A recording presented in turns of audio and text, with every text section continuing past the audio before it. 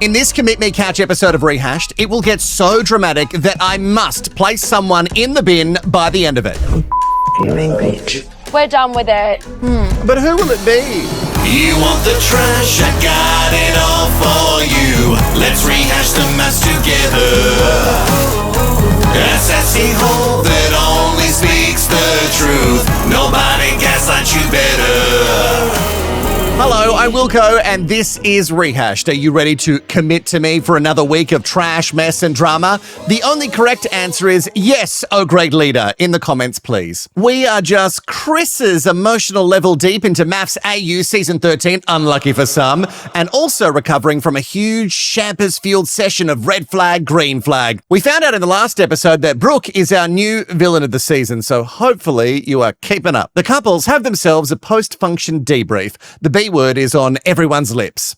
No, not bitch, but Brooke. Well, I guess it could be the same thing after last episode's performance. From the boys' night, the only guy who caused a stir was conservative Stephen. Now, we thought he was a silver fox, but we've just realised that it's just another sad old man who wants women to be seen and not heard. Oh, and he's a coward, because from what we've seen, which is very little, he has not said any of this stuff that he said in front of the boys to his TV bride. When he returns back to the Love Lab Rat Maze from being a respectable old man teaching the younger guys how to behave correct, he is cagey as all buggery when the questions are, what were your flags?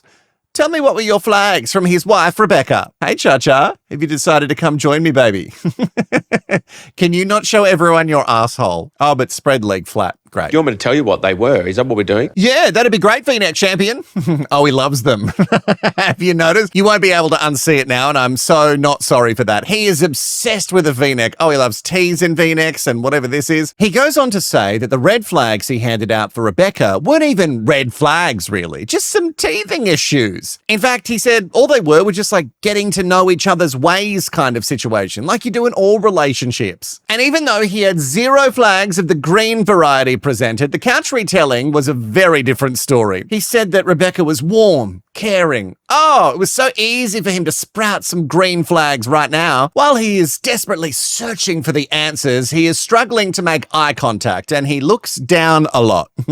Rebecca, listen to what he's not saying here, okay? And when pressed by producers, hey, did you tell Rebecca the red flags that flowed so freely from your gob? I don't know if I specifically touched on them specifically. Yes. Yes. I don't specifically need to specifically tell her specifically because it's not specifically personal. So why would I ever be so specific about that specifically? It's nothing personal. Also, what do you mean it's not personal? You painted her as if she's a dirty joke-telling, opinionated loudmouth who will never suit your conservative, Pauline Hanson-loving lifestyle. I specifically feel that that is pretty personal. Stephen Sr. is proof that age doesn't always bring with it wisdom. You know she's going to see this on the telly, right? He's going to be long gone by then. Whew. Oh, look at my hair today. Oh my God, it's crazy. I wanted to grow it out a little to see what it would do, and the answer is batshit. It did batshit. Rebecca is thankfully starting to question him after he acted shady as hell in their debrief. Oh, I can smell deception in the air, and that is the perfect scent to take us to the Commit Me Couch session. Yes, commit me for another week, experts. STAY. I don't know if I'm going to be looking at the experts or you. Well, you shouldn't have eyes for the experts anyway, big fish, but also don't issue 2 shillings a challenge. She doesn't need another reason to wear a loud and tray ugly outfit to grab your constant attention. Oh, Scotty loved that one. Another thing that is laughable, Scotty, you'll love this, is Brooke, who reckons what she did at the drinks was totally on the up and up. I wouldn't even say it's nasty. I think it's girls calling out fake bitches. So you're happy to just call them bitches, and yet it was you who was the main bitch at the soiree. Even though Brooke says her own brain was telling her she was being horrible, she still managed to talk herself out of it. No, that's just negative self-talk. You were great. She is totally ready for whatever Booty and the Big Fish bring, and Stella, because honestly, she's as fake as that plant. You know what? We can't have anything real on this show. Even down to the greenery, it must be fake on MAFS. And I'm sick of it. Oh my God, she is furious because fakeness cannot be tolerated on Brooke's show. When we slide open the barn doors and get ready to commit to each other, please note that Mel and Gia are holding hands as they walk in, and they are thick as thieves, which I find odd considering that Gia loved Luke at the dinner party, and she thinks Mel is doing him dirty. I repeat, Gia is the fakest of them all. No, not like that. Not referring to her upgrades. One of the experts, 2 shillings, Mel, I guess, I think that's her real name, has some competition in the Over-the-Top Outfit Awards on MAFS Season 13. She has opted for freeing the shoulders tonight while Rampola is lining up for the Super Bowl with these shoulder pads. Thanks, Chad. Yeah, she's ready to take some hits on the field tonight. Long John wanks on about how this is a pivotal part of the science. And it really is, because unless you both write Leave, there is no escaping for you. Normally, the most messy couple is left until last, and I am shocked that the farmer and Melusion are up first, which means something else is bubbling, and I'm here for it. Okay, guys, I know these two never look good on a couch together, but look at these people. It looks like they've been in an unhappy marriage for at least 12 years. It's been 3 weeks of filming at this stage, mind you. Mel is back recounting the same shit we've heard on repeat. She was hoping for a romantasy overload on her wedding, but this princess got stuck with some guy who was tardy and forgetful. Sorry, Charlie keeps distracting me. When she reveals that her TV husband Luke was late to their nuptials, you could catch flies with 2 shillings mouth. Just pop that shut, hun. Just whoop. There's going to be plenty jaw-dropping moments, just that's the least of it. Just pop it back up. Melusion also shares that Luke was only 10 minutes later than she was. She previously made it sound like she was standing there for over an hour. But guys, she didn't get her moment.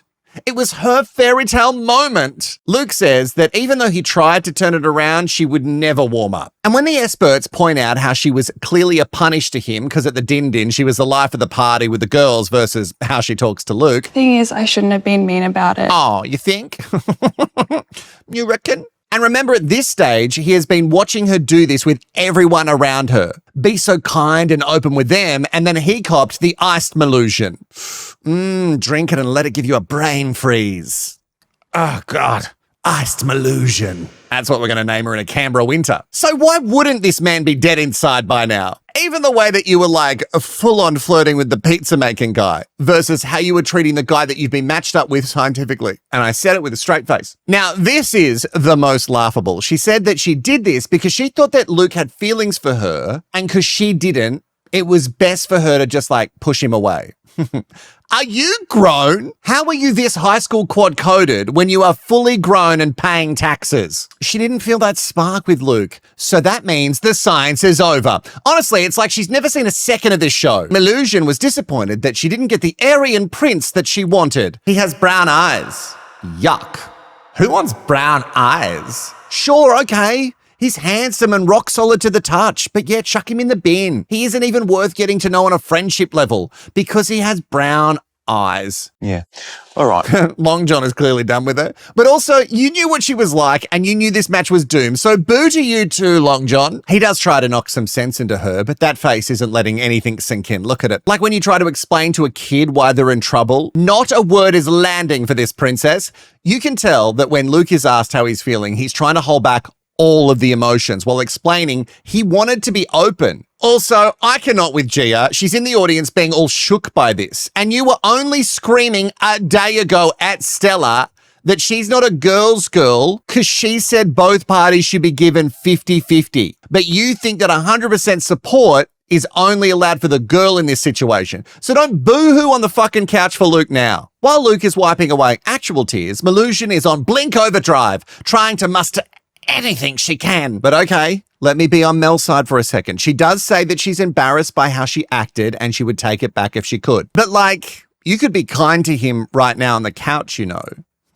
You could just like show some empathy to him right now. The future is now. Do it now. Once we come to decision time, I'm on the edge. I'm on the edge because nobody should write stay in this situation. I don't want to leave it on that note. Oh my God, wow. Oh, fuck. Why did you write stay? I mean, she didn't even really apologize to you yet. She said she regretted it, but I mean, what the fuck, Luke? I want to support you, but with stupid decisions like this, no way. Look at Mel's face when it sinks in that she's staying. That's actually the most delicious part of this. Obviously, she wrote leave. Which out of all the things that Mel has done, this actually makes sense to me. See, Mel, I said a nice thing. Please don't stalk me. I'm really, really shocked, to be honest. Yeah.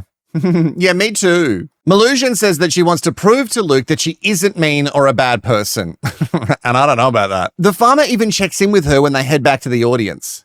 She does not say to him, oh, how are you? Or I'm sorry, lol, that was stressful, are you okay? Like, she doesn't return serve. Oh, God, I'm so tense already and I'm sweating. Okay, that was a lot. Let's have some couch quickies. These are sessions that don't really take long.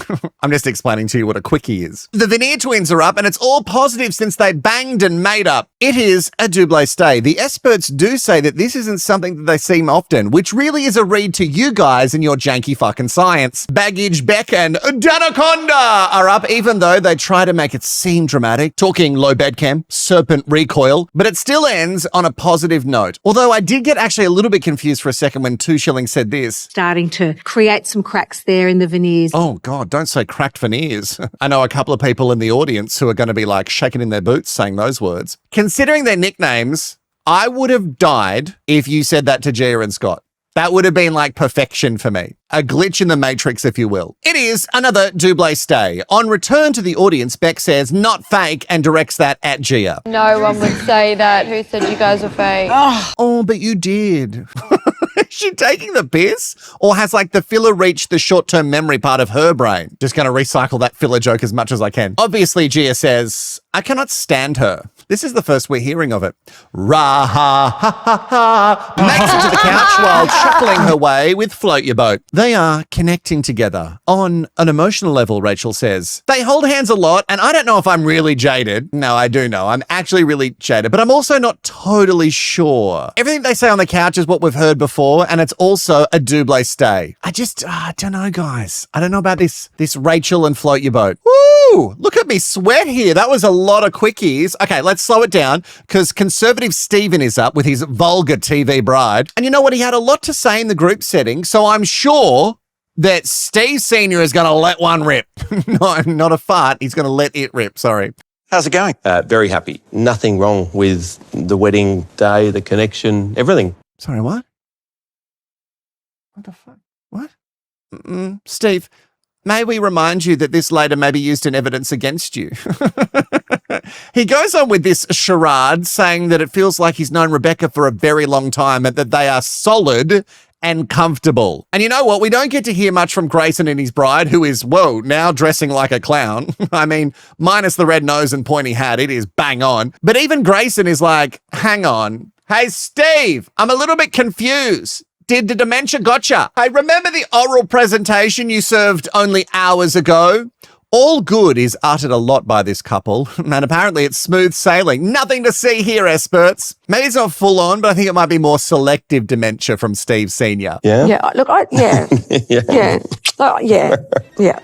Say yet one more time, Beck, and maybe you'll believe it. We won't, but you might. You're not buying it. You've met this man before on the app. He's like all the other broken, mature men who have no emotional IQ. Once again, Stevie is looking down a lot. Is the contact on the floor, mate? What's going on down there? And his head tilt is actually really kind of something. God, I wish he was wearing a turtleneck. It would really sell his villainous ways far better. He even answers for Rebecca. Classic conservative. Rebecca says she has the hots for the silver flop. But as he is a conservative, things need to move far slower for him. He is not progressive. Okay, Rebecca? He's not into progressive ways. When pushed, if he has bedcam with Rebecca, he kind of makes it sound like at first he did, and then... Yes, I do. Yes, I still do. Yes, that's the answer. Oh, and we still don't buy it. And that's my answer. He hasn't made Rebecca feel desired, and when she says that, she looks to him for approval. Am I allowed to answer, Daddy? A very bad sign. She even gets emotional because she is worried that this is just going to be a friend zone, and Steve does his fake consoling thing. Just be honest. Steve has his foot down, guys. He is going as fast as he can. He's doing 40 in a 100 zone. That's flying to him. He is going at the speed of light in this experiment. The way he speaks makes me see why he's still single. None of it reads genuine, but Rebecca wants it so bad, and it's a double stay for this relationship that is also headed for disaster. Recently converted Nasty B Brooke and Chris Neal hit their couch for their commit me time, and no matter how close they sit on this couch to each other, nobody is buying that this is a relo for the ages. And it also looks that Brooke has come straight from her Jeans West model gig. Chris does have an admission though, to the experts. I have been proven wrong. Oh. Interesting. With this excellent science thrown together by the experts before him, or the producers most likely behind him in another room watching closely, Brooke spins a tale that she was building a connection with Chris after the wedding, and then the audition tape sadly turned her off. But Chris's response is the environment that he lives in, that's what made him. You know, it's the locker room chat that leaked into the real world. But remember, the producer that you did the audition tape with, she was female. And you said that you would never speak like that in front of a woman. I guess producers aren't human. I can't tell if Chris's remorse for his words is an act or if he does feel some type of way about it. Oh, and for the people in the comments, I'm going to say the majority of them are men making comments like this who are just like, he is saying what any man would. He's allowed to have standards. Sure, you can have preferences, but why does his language have to tear women down, especially ones with a certain body type? Like so many people in this world, we live in one that's full of stress and high caloric food, and they struggle with their body. He could easily have said that another way, but he likes to degrade people. Anyway, it's a double stay. And I believe that Chris thinks that he's in with a chance with Brooke, even though she added the shit emoji to her parchment. Read the signs, mate. Thank you. Oh, yes, thank you. Cheers, judges. So glad we fooled you guys. Lol. And here she is now, straight from the big top. It's Julia and her TV husband.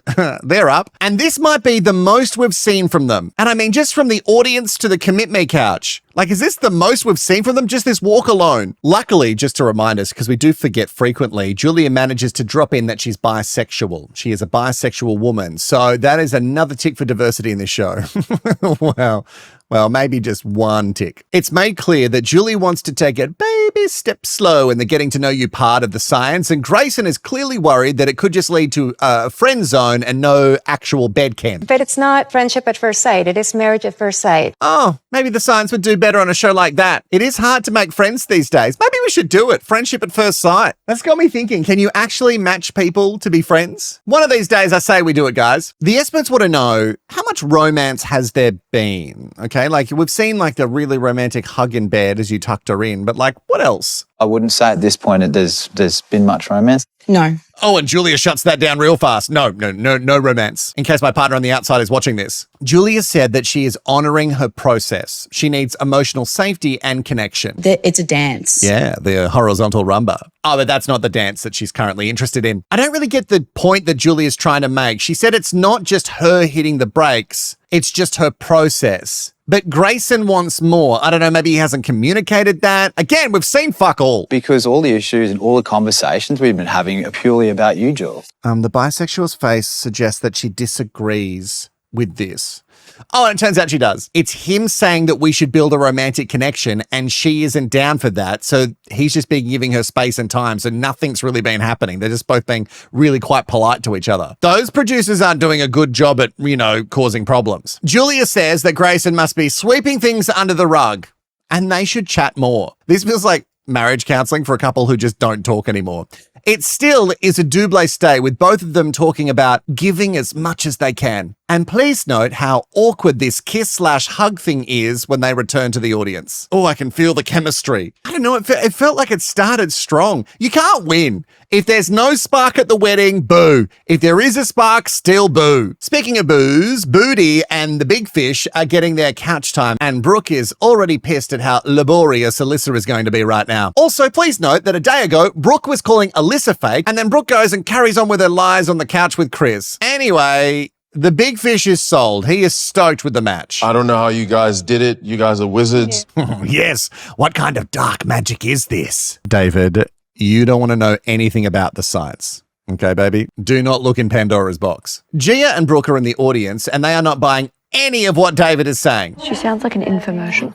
And you both sound like the embodiment of jealousy. Grow the fluff up. Anyway, this one is super quick on the couch and it's a double stay. Even though they all thought it was going to take a long time, and it probably did, and the producers really just cut the whole chunk out. Croatia and Lithuania are up and they are clearly the strongest couple. They seem like one real genuine match here for the right reasons. They train together. He is super, super into her and they are super intimate. We've given each other full body massages that have lasted an hour. Oh, yeah. gosh. Oh no, Rebecca. Your response was way too sexual for your conservative husband who is next to you. A man is never meant to touch a woman like that. It is obscene. Do not give her pleasure. Use her as a tool.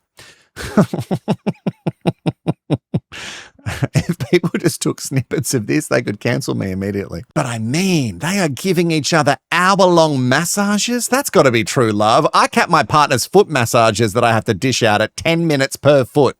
He is very displeased with that length of time. All of my length, in fact. The experts on the couch are just frothing at their eye contact. Stella agrees with that. She says that, yeah, they're always in each other's eyes. But also, she wants to protect the love that she has with Phil because... not everyone likes your happiness. Jealousy. She calls out the red and green flag soiree Heathers, not directly, and how they were not particularly supportive. Brooke points to herself. Yeah, I'm glad that you know it's you. Gia also says, no one cares, we're not jealous, but in fact, that's exactly what you are. The experts, because they are just the mouthpieces for the producers, want to be as messy as all get out, so they ask, does anyone think that this is a performative relationship? And Brooke puts up her hand and says, me. She stresses that she didn't say it was fake. And, you don't think you said that? You don't think, at least insinuated it? Now, as far as some call-outs from the couch to the audience go over the years, this is minor. Stella didn't even directly name, but Brooke needs a reason to exit this show, so she's going to take great offense to it. I'm freaking fuming. Oh, we can see. She's auditioning for Home and Away. She follows it up saying that Stella is now playing the victim. Oh, and the faces that are once again pulled by the model are incredible. But remember, Brooke, this is film. This is not the stage. You can tone down your facials. You know, the camera's on you, baby doll. Stella doubles down, saying not everyone wants you to be happy. And that is so true. Some people are so bitter in their hateful little lives that they hate people that are happy. It is a fact of life. No one's saying that we're not happy for you. Like, no one has said that. That's exactly what you gaggle of girls were saying and acting. They also try to make it sound like Stella was the mean girl. So how was she the mean girl? How was she? Tell us. Because all we saw her try and do was be balanced. Alyssa says she was also called fake yesterday, and true. They really came for Alyssa, and again, what we saw is just her taking it. Alyssa, shut up, because all you do is speak with an infomercial voice. Pipe down. And what voice do you think you're rocking there, Gia? Bogan Barbie chic? I do not understand why they are so offended considering they have admitted that they went too hard. Now, in front of the experts, they doth protest a tad too much. Brooke also says that Alyssa rolls her eyes at everyone. I mean, how does it compare to the reg rolling that you do, Brooke? Because I am worried that those things are going to tumble out of your head one day. Here's what I want to say to you, sweet baby angel. Okay, I'm really worried that maybe Stella could be a villain in disguise and she's getting a favorable edit. Because she seems grounded and not a total cow like Regina George in her Offsider. But what if it's not true? I know all of this is a trap. Anyway, it's a double stay, which is obvious. The drama really turns up when they return to the audience. I'm not going to sit there and be happy for someone when they call out a story that didn't even happen. It was filmed, you clown. No, sorry, not you, Julia. I meant Brooke. Brooke says that everyone had an opinion. And so did Stella. But from what I saw, she did that in a respectful manner. And you were possessed by the devil that day. Also, you went into that day saying that you planned to say whatever and not being the nice girl. Don't take it all back now, Brooke. You're trying to build this character. Like, it's confusing. Do you want to be the bad girl or not? And guys, Brooke is double fuming now, bitch. She's a fool. How very Kath and Kim of you. Oh, she's a fool. She's such a fool. What a fool. Your Gold Coast is showing. Even Chris tries to speak reason, but Brooke isn't having it. It's bad when Chris Neild is trying to be the voice of reason here. Stella again tries to be the bigger person and squash it, like she did at the drinks. And Brooke says she has no idea why Stella would come at her. But really, how did she come for you? How? I've seen people really come for people on this show. This was softball at best. Stella does seem a little bit rattled for the first time on the show, and why wouldn't she be? Brooke is toxic, and she's allowed to be offended for someone calling her relationship fake or saying that she is fake in this experiment, which you did say, Brooke. No one cares about your relationship. We're not jealous at all. We hear Chris apologize once the cameras are down to Brooke for not being able to support her or not knowing how to support her in that moment. Best you didn't, I think. But you don't need to support me. Okay. And I love these little off-camera moments. This is where we really see someone for who they are. Chris asks her what he can do, and she just raises her voice at him and says, sit there and don't speak. Guys, I think it's love. And in Brooke's little post-commit me interview, she comes for Stella, saying that nobody is jealous and everyone is here for their own relationship. And if that were the case, your mouth would have spilled so much poison in the last episode. She's a snitch as well, so that's all I have to say. Okay, so you're admitting with that comment. Okay. Fuck. Okay, she's doing my head in. Okay, so you're admitting that you know what you said is true. That's it. Bin for you. Absolute bin for you. Brooke apparently never wants to see that girl again. You get called out one time and you have a complete meltdown. I thought models were tough. Turns out you're just another snowflake, Brooke, who can dish it out, but absolutely not take it. Welcome, SBAs, to our first bin ceremony of season 13. I do normally like to wait a few full weeks, but the snitch comment has really got me. Hi, I'm Wilko, leader of the trash, mess and drama cult. I am speaking to all sassholes and SBAs alike. We are here today to bin a love lab rat who is 1, not here for the right reasons, 2, has a nasty little mouth hole on her, and 3, lies about the things she has said even when it's recorded, which is a rookie reality move. Bring me the bin! The digital bin. There it is. I'm just going to click it on the mouse here and I'm going to drag it. I need you to all chant, bin her, bin her, bin her, bin her. Dragging her across. Brooke, you are officially binned in reality hell for all time. Enjoy your bin mates, Timmy, Oblivia, and Bruce. If you have gone all the way, let me know who else can join the exclusive bin club in the comments, and I will see you in the next rehash of MAFS AU Season 13.